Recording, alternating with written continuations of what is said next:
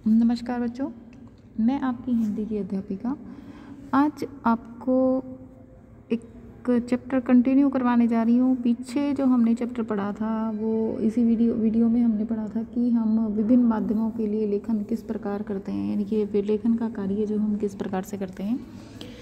हमने बहुत सारी चीज़ें देखी थी। समाचार जो हमारा मुद्रित माध्यम है, जिसको हम समाचार पत्र या पत्रिकाएं बोलते हैं, और हमारा जो श्रव्य माध्यम है जो कि रेडियो है, उसके बारे में हमने पढ़ा था। उसके बारे में हमें ये बताया था कि इन दोनों माध्यमों के लिए किस प्रकार का लेखन कार्य जो हम करते हैं। अब आज की इस वीडियो में जो है हम टेलीविज़न के बारे में पढ़ने जा रहे हैं, यानी कि ये जो माध्यम है हमारा दृश्य और श्रव्य दोनों प्रकार का माध्यम है। इसको हम देख भी सकते हैं और इसको पढ़ भी सकते हैं, सुन भी सकते हैं, तो इसलिए इसको हम दृश्य श्रव्य माध्यम कहते हैं। जनसंचार का दृश्य श्रव्य माध्यम कौन सा माध्यम है? टेलीविज़न। ठीक है, अब इसके बारे में हम पढ़ते हैं कि हम जब टेलीविज़न लेखन की बात करते हैं तो हम यह साफ है कि इसमें दृश्यों की अहमियत सबसे ज़्यादा होती है।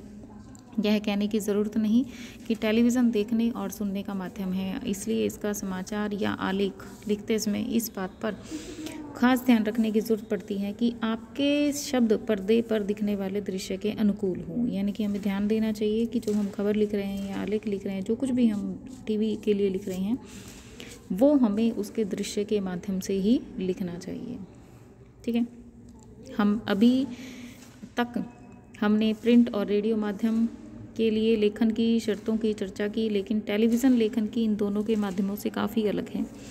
इसमें कम से कम शब्दों में ज़्यादा से ज़्यादा खबर बताने की कला का इस्तेमाल किया जाता है, यानी कि गागर में सागर जो है वो भरा जाता है।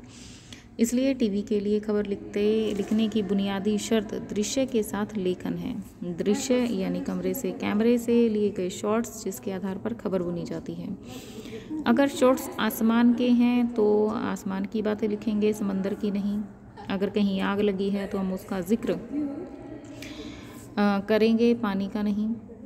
मान लें कि दिल्ली के किसी इमारत में आग लगने की खबर लिखनी है, तो आमतौर पर इस खबर का एंट्रो कुछ इस प्रकार से हम दे सकते हैं कि दिल्ली के लाजपत नगर की एक दुकान में आज शाम आग लगने से 2 लोग घायल हो गए और लाखों रुपए की संपत्ति जलकर राख हो गई। ये आग शॉर्ट सर्किट की वजह से लगी। तो लेकिन टीवी में इस खबर की शुरुआत कुछ अलग होगी। दरअसल टीवी पर खबर जो है 2 तरह से पेश की जाती है। इसका शुरुआती हिस्सा जिसमें मुख्य खबर होती है और बगैर दृश्य के न्यूज़ रीडर एक एंकर पढ़ता है। दूसरा हिस्सा वह होता है जहां से पर्दे पर एंकर की जगह खबर से संबंधित दृश्य दिखाए जाते हैं। इसलिए टेलीविज़न पर खबर 2 हिस्सों में बांटी होती है। अगर खबरों के प्रस्तुतिकरण के तरीकों पर बात करें तो इसके भी कई तकनीकी पहलू हैं। फ़िलहाल हम दिल्ली में आग की जिस खबर की चर्चा कर रहे हैं उसे टीवी में पेश करने के तरीकों पर बात करते हैं। अखबार में जिस तरह का एंट्रो हमने लिखा उसे टीवी में एक एंकर सूचना के तौर पर सबसे पहले पढ़ता है। लेकिन अगर आग लगने के दृश्य हमारे पास हैं तो प्रारंभिक सूचना के बाद हम इसे इस तरह लिख सकते हैं कि आग की ये लपटें सबसे पहले शाम के 4 बजे देखी, फिर तेज़ी से फैल गई। निश्चय ही इस खबर की इससे भी बेहतर शुरुआत हो सकती है, लेकिन दृश्य के साथ बंधे होने की शर्त हर खबर पर लागू होगी। दरअसल टेलीविज़न के लिए लेखन कई तरीके से होता है। चूँकि टेलीविज़न पर खबर पेश करने में तरीकों में लगातार बदलाव आ रहा है, इसलिए इसे लेखन के तरीके भी लगातार बदल रहे हैं। इसे समझने के लिए ज़रूरी है कि हम टीवी पर दिखाई जाने वाली खबरों का प्रचलन, ढांचे और फॉर्मेट को समझें। टीवी की खबरों को लिखने का जो मूल आधार है वो प्रिंट और रेडियो पत्रकारिता के क्षेत्र में प्रचलित है। सबसे पहले सूचना देना। ठीक है, टीवी में भी यह सूचनाएं चरणों से होकर दृश्यों तक पहुंचती है। यानी कि टीवी पर जब खबर जो प्रकाशित की जाती है, प्रसारित की जाती है, तो उसको विभिन्न चरणों के माध्यम से के बीच से होकर उसको गुजरना पड़ता है। सबसे पहले है फ्लैश या ब्रेकिंग न्यूज़, फिर है dry anchor, phone in, anchor visual, anchor bite, live और एंकर पैकेज। सबसे पहले बात करते हैं हम फ्लैश या ब्रेकिंग न्यूज़ की। सबसे पहले कोई भी बड़ी खबर फ्लैश या ब्रेकिंग न्यूज़ के रूप में तत्काल दर्शकों तक पहुंचाई जाती है। इसमें कम से कम शब्दों में महज सिर्फ सूचना दी जाती है, यानी कि जो खबर जो आप लोगों तक पहुंचाई जाएगी, जिसको हम ब्रेकिंग न्यूज़ कहते हैं, वो कुछ बहुत ही कम शब्दों में बताई जाती है, सिर्फ आपको सूचित किया जाता है उसमें। उसके बाद आता है ड्राई एंकर। ड्राई एंकर क्या है कि इसमें एक एंकर खबर के बारे में दर्शकों तक सीधे सीधे बात पहुंचाता है कि यहाँ क्या हुआ, कब हुआ, कैसे हुआ। जब तक खबर के दृश्य नहीं आते, एंकर दर्शकों की रिपोर्टर से मिली जानकारियों के आधार पर सूचनाएं पहुंचाता है। ठीक है, यानी कि दृश्य नहीं आते जब तक वो खबर जो है लोगों तक पहुंचाई जाती है। तीसरा नंबर है इसमें फ़ोन इन। फ़ोन इन क्या है कि इसके बाद खबर का विस्तार होता है और एंकर रिपोर्टर से फ़ोन पर बात करके सूचनाएं दर्शकों तक पहुंचाता है। यानी कि जब तक कि कोई ऐसी रिपोर्ट उनके पास नहीं आ जाती है, तब तक सिर्फ फ़ोन के माध्यम से जो है रिपोर्टर से बात करके वो दर्शकों तक सूचना पहुंचाता है। इसमें रिपोर्टर घटना वाली जगह पर मौजूद होता है और वहां से जितनी ज़्यादा से ज़्यादा जानकारियां उसको मिलती है वह दर्शकों तक पहुंचाता है। फिर बारी आती है एंकर विजुअल की। ठीक है, एंकर विजुअल यानी कि जब घटना के दृश्य या विजुअल मिल जाते हैं, कोई पिक्चर मिल जाती है, कोई वीडियो मिल जाते हैं, तब उन दृश्यों के आधार पर खबर लिखी जाती है जो एंकर पढ़ता है। और इस खबर की शुरुआत भी प्रारंभिक सूचना से होती है और बाद में इन वाक्यों पर पर्याप्त दृश्य दिखाए जाते हैं। यानी कि सूचना मिली, आप लोगों को तक खबर पहुंचाई और उसके बाद जो है खबर से संबंधित दृश्य जो है वो वहाँ पर उनको दिखाए जाते हैं। इसको बोलते हैं एंकर विजुअल। ठीक है, उसके बाद बारी आती है एंकर बाइट की। बाइट का अर्थ होता है कथन, कहना, काटना नहीं। ठीक है, बाइट का अर्थ क्या होता है, यहाँ पर कथन लेंगे हम, कौन सी बात कही गई है। टेलीविज़न पत्रकारिता में बाइट का अर्थ इसका बहुत ही महत्व होता है। टेलीविज़न में किसी भी खबर को पुष्ट करने के लिए इससे संबंधित बाइट दिखाई जाती है। ठीक है, किसी घटना की सूचना देने और उसके दृश्य दिखाने के साथ ही इस घटना के बारे में प्रत्यक्षदर्शियों या संबंधित व्यक्तियों का कथन दिखाना और उनको सुनाकर खबर को प्रमाणिकता प्रदान कर देता है। यानी कि कोई हमने दृश्य दिखाया, कोई हमने जो है पिक्चर दिखाई, तो उसको हम प्रमाणित करते हैं कि ये खबर सच है, सही है।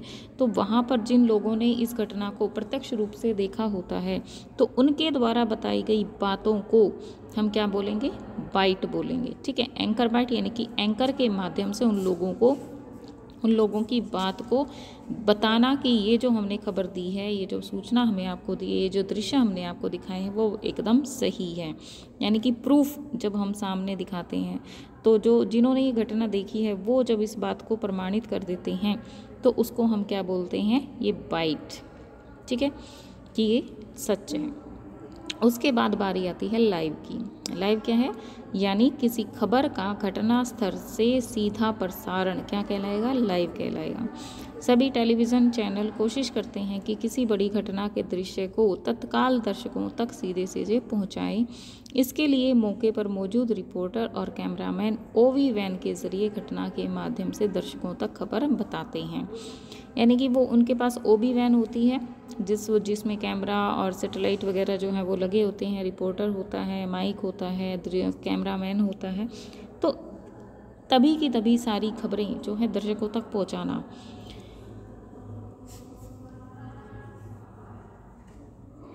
लाइव कहलाता है। ठीक है, उसके बाद बारी आती है एंकर पैकेज की। पैकेज किसी भी खबर की संपूर्णता के साथ पेश करने का एक जरिया है, यानी कि पूरा का पूरा पैकेज देना। ठीक है, यानी कि शुरू से लेकर अंत तक पूरी की पूरी खबर को भेजना या दिखाना। ठीक है, इसमें संबंधित घटना के दृश्य, उससे जुड़े लोग, उनकी बाइट्स, ग्राफिक्स के जरिए पूरी सूचनाएं जो है वहाँ पर प्रदान की जाती हैं। टेलीविज़न लेखन एक तमाम रूपों को ध्यान में रखकर किया जाता है। जहाँ जैसी ज़रूरत होगी वहाँ वैसे वाक्यों का इस्तेमाल किया जाता है। शब्द का काम दृश्य को आगे ले जाना है ताकि वह दूसरे दृश्यों से जुड़ सके। उसमें निहित अर्थ को सामने लाना होता है ताकि खबर के साथ सारे आशय खुल सकें। अक्सर टीवी पर खबर लिखने की एक प्रचलित शैली दिखाई देती है।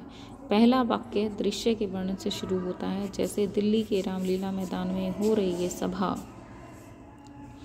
या फिर झील में छलांग लगाते बच्चे। ठीक है, इस तरह से हम उसकी शुरुआत करते हैं। इस प्रचलन शैली में आसानी यह है कि बिना किसी कल्पनाशीलता के टीवी रिपोर्टरों की बुनियादी अनुशासन यानी दृश्य पर लेखन निभ जाता है, लेकिन इसमें शब्दों की भूमिका बेमानी हो जाती है। दर्शक जो अपनी आँख से देख रहा है उसे दोहराने का कोई फ़ायदा नहीं है। कोई कल्पनाशील रिपोर्टर इन्हीं दृश्यों को अपने शब्दों के से ज़्यादा मायने दे सकता है। जैसे दिल्ली के रामलीला मैदान में हो रही इस सभा में लोग लाए नहीं गए, अपनी मर्जी से आए हैं। फिर झील में छलांग लगाते बच्चे के शॉर्ट्स के साथ लिखा जा सकता है कि इन दिनों तेज गर्मी से निजात पाने का एक तरीका यह भी है। अगर वैलेंटाइन डे सेलिब्रेशन की खबर है तो एक दूसरे को बधाई देने का कोई शॉट हो, इसे कई तरीके से लिखा जा सकता है कि इसे प्रचलित तरीके में इस प्रकार लिखा जा सकता है कि वैलेंटाइन डे पर एक दूसरे को बधाई देते छात्र। दूसरा तरीका इसको इसी अर्थ से जोड़ता है कि यहीं से रिपोर्टर की दृष्टि सक्रिय होती है और अपनी समझ भी दिखाई देती है। वह लिख सकता है कि भारतीय समाज में आए इस नए चलन से लोग खुश भी हैं और दुखी भी हैं, और फिर यानी कि यह नई आधुनिकता परंपरावादियों को रास नहीं आ रही। ठीक है, इस तरह से हम खबर जो है वो अपने अपने तरीके से लिख सकते हैं। लेकिन टीवी सिर्फ दृश्य या शब्द नहीं होता, बीच में होती हैं ध्वनियाँ। टीवी में दृश्य और शब्द यानी विजुअल वॉइस ओवर VO के साथ दो तरह की आवाज़ें होती हैं। एक तो वे कथन या बाइट जो खबर बनाने के लिए इस्तेमाल किए जाते हैं, और दूसरे वे प्राकृतिक आवाज़ें जो दृश्य के साथ चली आती हैं, यानी चिड़ियों का चहचहाना, फिर गाड़ियों की गुर्राने की आवाज़, गुजरने की आवाज़, फिर किसी कारखाने में किसी मशीन के चलने की आवाज़। टीवी के लिए खबर लिखते हुए इन दोनों तरह की आवाज़ों का ध्यान रखना ज़रूरी होता है। पहले की तरह आवाज़ यानी कथन या बाइट का तो खैर ध्यान ही रखा जाता है, और अक्सर टीवी की खबर बाइट के आसपास ही बुनी जाती है, लेकिन यह काम पर्याप्त सावधानी से किया जाना चाहिए। कथनों से खबर तो बनती है टीवी के लिए, फिर उसका फॉर्म भी बनता है। बाइट सिर्फ किसी का बयान भर नहीं होते, जिन्हें खबर के बीच उसकी पुष्टि भर के लिए डाल दिया जाता है। वह दो वॉइस ओवर या दृश्यों का अंतराल भरने के लिए पुल का भी काम करता है। लेकिन टीवी में सिर्फ बाइट या वॉइस ओवर नहीं होते हैं, और उसके और ध्वनियाँ भी होती हैं। उन ध्वनियों से भी खबर बनती है या उनका मिजाज बनता है। इसलिए किसी खबर या वॉइस ओवर लिखते हुए उसमें शॉर्ट्स के मुताबिक ध्वनियों के लिए गुंजाइश छोड़ देनी चाहिए। टीवी में ऐसी ध्वनियों को नेट या नेट साउंड यानी प्राकृतिक आवाज़ें कहते हैं, यानी वे आवाज़ें जो शूट करते हुए खुद ब खुद चली आती हैं। जैसे रिपोर्टर किसी आंदोलन की खबर ला रहा है तो उसमें खूब नारे लग रहे हैं, और वह अगर किसी तरह बताकर निकल जाता है कि उसमें कई नारे लगे और उसके बाद किसी नेता की बाइट का इस्तेमाल लेता है, तो वह खबर का नमूना नहीं कहलाएगा। उसे वे नारे लगाते हुए दिखाना होगा और इसकी गुंजाइश अपने VO में दिखानी होगी। ध्वनियों के साथ साथ ऐसे दृश्यों के अंतराल भी खबर में उपयोगी होते हैं। जैसे किसी क्रिकेटर मैच की खबर में वॉइस ओवर ख़त्म होने के बाद भी कुछ देर तक मैदान में शॉट्स चलते रहते हैं, दर्शकों को अच्छा लगता है। यानी ऐसी खबरें लिखते हुए भाषा में बहुत सब्र की ज़रूरत होती है। रिपोर्टर सारी बातें खुद बता देता है, जबकि ज़्यादा बेहतर ये होता है कि दृश्य और ध्वनियाँ भी बोलें। छोटे छोटे वाक्यों और असुगठित संपादन से टीवी की अच्छी खबर खिलकर आती है। ठीक है, अब बात आती है रेडियो और टेलीविज़न के समाचार की भाषा शैली किस प्रकार की होनी चाहिए। ठीक है, किसी भी तरह के लेखन का कोई फॉर्मूला नहीं हो सकता, चाहे वो रेडियो है या फिर टेलीविज़न है या पत्रकारिता का भी नहीं है। प्रयोगशीलता भाषा को भी समृद्ध करती है और माध्यम को भी। रेडियो और टीवी आम आदमी के माध्यम हैं। भारत जैसे विकासशील देश में उनके श्रोताओं और दर्शकों में पढ़े लिखे लोगों से निरक्षर तक और माध्यम वर्ग से लेकर किसान मजदूर तक सभी हैं। इन सभी लोगों की सूचनाओं की ज़रूरतें पूरी करना ही रेडियो और टेलीविज़न का उद्देश्य है। जाहिर है कि लोगों तक पहुंचने का माध्यम भाषा है, इसलिए भाषा ऐसी होनी चाहिए कि वह सभी को आसानी से समझ में आ सके, लेकिन साथ ही भाषा के स्तर और गरिमा के साथ कोई समझौता ना करना पड़े। ठीक है। उसके बाद बारी आती है हमारी कि वो इसमें बताते हैं कि इस कारण हमारा यह दायित्व है कि हम सभी आपसी बोलचाल में जिस भाषा का इस्तेमाल करते हैं उसी भाषा का इस्तेमाल रेडियो और टेलीविज़न समाचार में भी करें। सरल भाषा लिखने का सबसे बेहतर उपाय है कि वाक्य छोटे, सीधे और स्पष्ट लिखे जाएं। असल में जब आप खुद किसी चीज़ को ठीक से समझते नहीं और उसे जटिल तरीके से लिखते हैं, इसलिए आप जब भी खबर लिख रहे हों तो पहले उसकी प्रमुख बातों को ठीक से समझने की कोशिश कीजिए और उसके बाद सोचिए कि अगर आपको ये खबर आपके माता पिता, छोटी बहन या सहपाठी को बतानी हो तो आप कैसे बताते। रेडियो और टीवी में आप कितनी सरल, संप्रेषणीय और प्रभावी भाषा का प्रयोग लिख रहे हैं, यह जांचने का ये बेहतर तरीका है कि आप समाचार लिखने के बाद उसे बोल बोल कर पढ़ें। इस प्रक्रिया में आपको स्वयं यह एहसास हो जाएगा कि भाषा में कितना प्रवाह है। उसे पढ़ने में समाचार वाचक, वाचिका, एंकर को कोई दिक्कत तो नहीं होगी, या उसे सभी लोग आसानी से समझ तो जाएंगे। रेडियो और टेलीविज़न समाचार में भाषा और शैली के स्तर पर काफ़ी सावधानी बरतनी पड़ती है। ऐसे कई शब्द हैं जिनका अखबारों में धड़ल्ले से उपयोग होता है, लेकिन रेडियो और टीवी में उनके प्रयोग से बचा जाता है। जैसे निम्नलिखित, उपरोक्त, अधोक्षात्रित, अधोहस्ताक्षरित और क्रमांक आदि शब्दों का प्रयोग माध्यमों में बिल्कुल मना है। इसी तरह द्वारा शब्द के इस्तेमाल से भी बचने की कोशिश की जाइए, क्योंकि इस प्रकार का इसका प्रयोग कई बार बहुत भ्रामक अर्थ पैदा करने वाला होता है। उदाहरण के लिए इस वाक्य पर गौर कीजिए। पुलिस द्वारा चोरी करते हुए 2 व्यक्तियों को पकड़ लिया गया। इसके बजाय पुलिस ने 2 व्यक्तियों को चोरी करते हुए पकड़ लिया, ज़्यादा बात स्पष्ट होती है। ठीक है, यानी कि शब्दों का ऐसा प्रयोग करना चाहिए जो लोगों को आसानी से समझ में आ जाए और उसका अर्थ भी वो लोग समझ सकें। ठीक है, इसी तरह तथा, अथवा, किंतु, परंतु, यथा आदि शब्दों के प्रयोग से बचना चाहिए और उनकी जगह या, लेकिन आदि शब्दों का इस्तेमाल करना चाहिए। साफ सुथरी और सरल भाषा लिखने के लिए गैर ज़रूरी विशेषणों, सामासिक और तत्सम शब्दों, अंतर्जिक उपमाओं का से बचना चाहिए। इनसे भाषा कई बार बोझिल होने लगती है। मुहावरों के इस्तेमाल से भाषा आकर्षक और प्रभावी बनती है, इसलिए उनका प्रयोग होना चाहिए। लेकिन मुहावरों का इस्तेमाल स्वाभाविक और जहाँ जरूरी हो वहीं होना चाहिए, अन्यथा वे भाषा के स्वाभाविक प्रभाव से बाधित कर देते हैं। ठीक है, उसके बाद उसने ये भी कहा है कि भाषा को साफ रखने के लिए कुछ जाने पहचाने नुस्खे हैं। एक तो वाक्य छोटे होने चाहिए, एक वाक्य में एक ही बात कही जानी चाहिए और धीरज धरना चाहिए। वाक्यों की तारतम्यता हो तो कुछ अच्छा है और कोई छूटता हुआ ना हो। दूसरी बात यह है कि शब्द प्रचलित हों और उनका उच्चारण सहजता से किया जा सके। क्रय विक्रय, खरीद बिक्री, संस्थानांतरण की जगह तबादला और पंक्ति की जगह कतार टीवी में सहज माने जाते हैं, यानी शब्द वैसे हों जो बोलचाल के करीब हों। उनसे विद्वता ना झलके बल्कि अपना सहज पड़ोस दिखाई दे। ठीक है, उसके बाद बारी आती है इंटरनेट की। इसमें हम बताएंगे आपको कि इंटरनेट पत्रकारिता, ऑनलाइन पत्रकारिता या साइबर पत्रकारिता या वेब पत्रकारिता, इसे आप किसी भी नाम से जान सकते हैं। आप इसे चाहे जो कहें। नई पीढ़ी के लिए अब यह एक आदत बन रही है। जो लोग इंटरनेट के अभ्यस्त हैं या जिन्हें 24 घंटे इंटरनेट की सुविधा उपलब्ध है, उन्हें अब कागज़ पर छपे हुए अखबार उतने ताज़े और मनभावन नहीं लगते।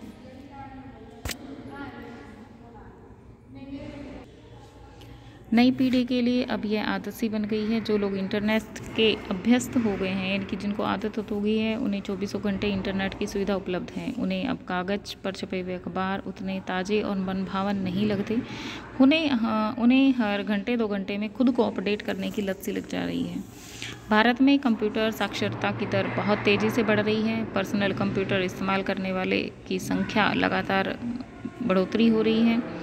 हर साल करीब 50 से 55% की रफ्तार से इंटरनेट कनेक्शनों की संख्या बढ़ रही है। उसकी वजह है कि इंटरनेट पर आप एक ही झटके में झुमरी तलैया से लेकर होनोलुलु तक की खबरें पढ़ सकते हैं, दुनिया भर की चर्चाओं परिचर्चाओं में शरीक हो सकते हैं और अखबारों की पुरानी फाइलें खंगाल सकते हैं। सबसे पहले ये स्पष्ट कर देना ज़रूरी है कि इंटरनेट सिर्फ एक टूल यानी औजार है जिसे आप सूचना, मनोरंजन, ज्ञान और व्यक्तिगत और सार्वजनिक संवादों के आदान प्रदान करने के लिए इस्तेमाल कर सकते हैं। लेकिन इंटरनेट जहाँ सूचनाओं के आदान प्रदान का बेहतर औजार है, वहीं वह अश्लीलता, दुष्प्रचार, गंदगी फैलाने का भी जरिया है।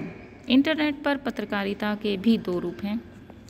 पहला तो इंटरनेट का एक माध्यम या औजार के तौर पर इस्तेमाल करना, यानी खबरों के संप्रेषण के लिए इंटरनेट का उपयोग करना।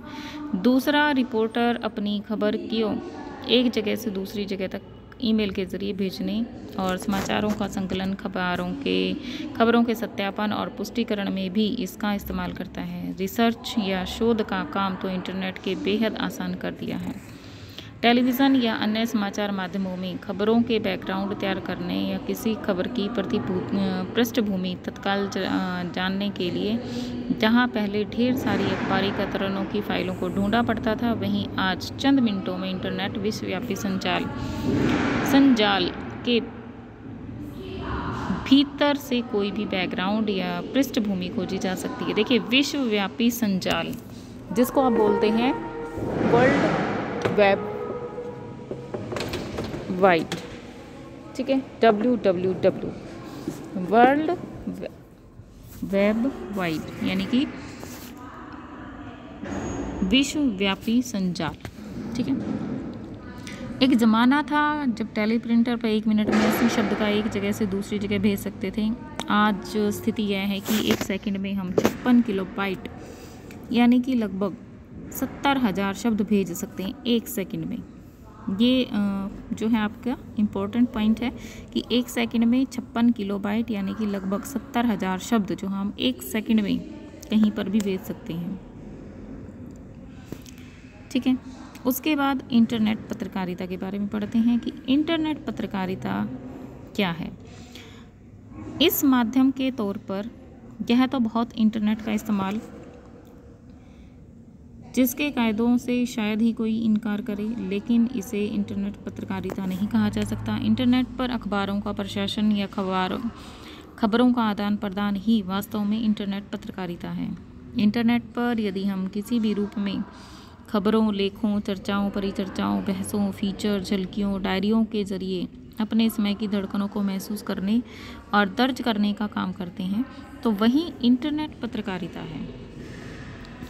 आज तमाम प्रमुख अखबार पूरे के पूरे इंटरनेट पर उपलब्ध हैं। कई प्रशासन समूहों ने और कई निजी कंपनियों ने खुद को इंटरनेट पत्रकारिता से जोड़ लिया है। चूँकि यह एक अलग माध्यम है, इसलिए इस पर पत्रकारिता का तरीका भी थोड़ा अलग है। अब बात करते हैं इंटरनेट पत्रकारिता के इतिहास की, ठीक है। शुरुआत कहाँ हुई, कैसे हुई, कितने दौर हुए इसके, कितने चरण हुए इसके, इन सब बारे में पढ़ते हैं। आइए अब एक नज़र विश्व स्तर पर इंटरनेट पत्रकारिता के स्वरूप और विकास पर प्रकाश डालें। विश्व स्तर पर इस समय इंटरनेट पत्रकारिता का तीसरा दौर चल रहा है। पहला दौर था 1982 से 1995 तक, दूसरा दौर चला 1993 से 2001 तक और तीसरा दौर जो है वो 2002 से अब तक है। पहले चरण में इंटरनेट खुद प्रयोग के माध्यम के धरातल पर था, इसलिए सबसे बड़े प्रकाशन समूह ये देख रहे थे कि कैसे अखबारों की उपस्थिति सुपर इंफॉर्मेशन हाईवे पर दर्ज हो। तब OL यानी अमेरिका ऑनलाइन जैसी कुछ चर्चित कंपनियां सामने आई, लेकिन कुल मिलाकर यह प्रयोगों का दौर था। सच्चे अर्थों में इंटरनेट पत्रकारिता की शुरुआत 1983 से 2002 के बीच हुई। इस दौर में तकनीक के स्तर पर भी इंटरनेट का ज़बरदस्त विकास हुआ, यानी कि वेब भाषा HTML hyper text markup language I, internet email आया, इंटरनेट एक्सप्लोरर और नेटस्केप नाम से ब्राउज़र आए। इन्होंने इंटरनेट को और भी सुविधा संपन्न और तेज़ रफ्तार बना दिया। इस दौर में लगभग सभी बड़े अखबार और टेलीविज़न समूह विश्व जाल में आए New York times, Washington post, CNN, BBC आदि सहित तमाम बड़े घरानों ने अपने प्रसारणों के इंटरनेट संस्करण निकाले। दुनिया भर में इस बीच इंटरनेट का काफ़ी विस्तार हुआ। न्यू मीडिया के नाम पर .com कंपनियों का उफान आया। जिसे देखो वही इंटरनेट और .com की बात करने लगा है। लोग रातों रात अमीर बनने का ख्वाब देखने लगे। इसलिए जितनी तेज़ी से ये तूफान आया, उतनी ही तेज़ी से इसका बुलबुला फूटा। सन 1996 से 2002 के बीच अकेले अमेरिका में ही 5 लाख लोगों को .com की नौकरियों से हाथ धोना पड़ा। विश्व सामग्री और पर्याप्त आर्थिक आधार के अभाव में ज़्यादातर .com कंपनियां बंद हो गईं। लेकिन यह भी सही है कि बड़े प्रकाशन समूहों के इस दौर में खुद को किसी तरह जमाए रखना, चूँकि जनसंचार के क्षेत्र में सक्रिय लोग यह जानते हैं कि चाहे जो हो, सूचनाओं के आदान प्रदान के माध्यम से के तौर पर इंटरनेट का जवाब नहीं। इसलिए इसकी प्रासंगिक हमेशा बनी रहती है। इसलिए कहा जा रहा है कि इंटरनेट पत्रकारिता का 2002 से शुरू हुआ और तीसरा दौर सच्चे अर्थों में टिकाऊ हो सकता है। अब बात करते हैं भारत में इंटरनेट पत्रकारिता की, कि भारत में इंटरनेट पत्रकारिता कैसी है। यहाँ पर जो है भारत में इंटरनेट पत्रकारिता का दूसरा दौर चल रहा है। भारत का पहला दौर 1993 से शुरू माना गया है, जबकि दूसरा दौर सन 2002 से शुरू हुआ है। पहले दौर में हमारे यहाँ भी प्रयोग हुए, .com का तूफान आया, बुलबुले की तरफ फूटा। अंततः वही टिके रह पाए जो मीडिया उद्योग में पहले से ही टिके हुए थे। आजकल पत्रकारिता की दृष्टि से Times of India, Hindustan Times, Indian Express, Hindu Tribunes, Statesman, Pioneer, NDTV, NBN, Zee news, Aaj Tak, outlook की साइटें बहुत ही बेहतरीन हैं।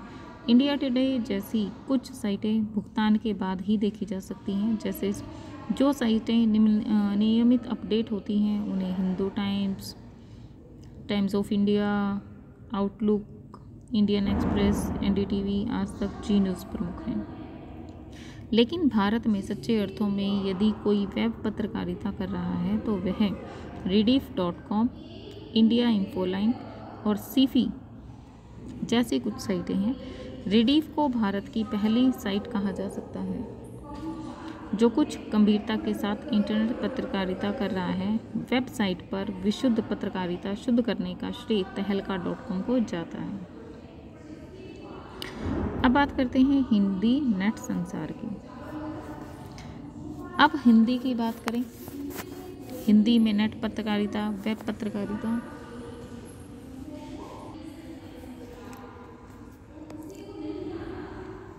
हिंदी नेट की जो वेब दुनिया है उसकी शुरुआत हुई, ठीक है, इंदौर में नई दुनिया समूह से शुरू हुआ। यह पोर्टल हिंदी का संपूर्ण पोर्टल है। इसके साथ ही हिंदी के अखबारों ने भी विश्व जाल में अपनी उपस्थिति दर्ज कराने की कोशिश की। जागरण, अमर उजाला, नई दुनिया, हिंदुस्तान, भास्कर, राजस्थान पत्रिका, नवभारत टाइम्स, प्रभात खबर व राष्ट्रीय सहारा के वेब संस्करण शुरू हुए। प्रभा साक्षी नाम से शुरू हुआ अखबार प्रिंट रूप में न होकर सिर्फ इंटरनेट की ही उपलब्ध है। आज पत्रकारिता के लिहाज से हिंदी की सर्वश्रेष्ठ साइट BBC की है। यही एक साइट है जो इंटरनेट के मानदंडों के हिसाब से चल रही है। वेब दुनिया ने शुरू काफ़ी आशंकाएं जगाई थी, लेकिन धीरे धीरे स्टाफ और साइट की अपडेटिंग में कटौती की जाने लगी, जिससे पत्रकारिता की वह ताजगी जाती रही जो शुरू में नजर आती थी। हिंदू वेब जगत का एक अच्छा पहलू यह भी है कि इसमें कई साहित्यिक पत्रिकाएं चल रही हैं। अनुभूति, अभिव्यक्ति, हिंदी नेट्स, राय आदि अच्छा काम कर रहे हैं। यही नहीं, सरकार के तमाम मंत्रालय, विभाग, सार्वजनिक उपक्रम और बैंकों ने अपनी हिंदी अनुभाग शुरू किए हैं, जो भले ही आज तकनीकी उपेक्षा के शिकार रही हैं, लेकिन उनका डाटाबेस तो तैयार हो ही रहा है। अंततः ये सब मिलकर हिंदी की ऑनलाइन पत्रकारिता का मार्ग प्रशस्त कर रही है। कुल मिलाकर हिंदी की वेब पत्रकारिता अभी अपने शैशव काल में ही है, ठीक है, यानी अभी शैशवावस्था में है, अभी बचपन में ही है वो। सबसे बड़ी समस्या हिंदी के फ़ॉन्ट की है। अभी भी हमारे पास कोई एक कीबोर्ड नहीं है। डायनेमिक फ़ॉन्ट की अनुपलब्धता के कारण हिंदी की ज़्यादातर साइटें खुलती ही नहीं हैं। अब माइक्रोसॉफ्ट और वेब दुनिया ने यूनिकोड फ़ॉन्ट बनाई हैं, लेकिन ये भी खास लोकप्रिय नहीं हो पाई हैं। हिंदी जगत तक हिंदी के बेलकॉट फ़ॉन्ट, बेलकाम फ़ॉन्ट संसार पर नियंत्रित नहीं लगाएगा और कीबोर्ड की मानकीकरण नहीं करेगा, तब तक यह समस्या नहीं बनी रहेगी। ठीक है बेटा, अब इस चैप्टर को आप अच्छे से पढ़ लीजिए, समझ लीजिए और विभिन्न प्रकार के माध्यमों के लिए किस प्रकार के लेखन की आवश्यकता होती है, कौन कौन सी बातें जो हैं वो हमें ध्यान में रखनी चाहिए, इन सारी बातों पर हमने चर्चा कर ली है कि जो हमारा जो प्रिंट माध्यम है, ठीक है, उसका लेखन किस प्रकार से किया जाना चाहिए, जो रेडियो उस प्रकार का उसका लेखन, टेलीविज़न का लेखन अलग है, इंटरनेट का लेखन अलग है, समाचारों का अलग अलग है। ठीक है, तो ये सारी बातें जो हैं हमें ध्यान में रखकर आगे इसको पढ़ना चाहिए।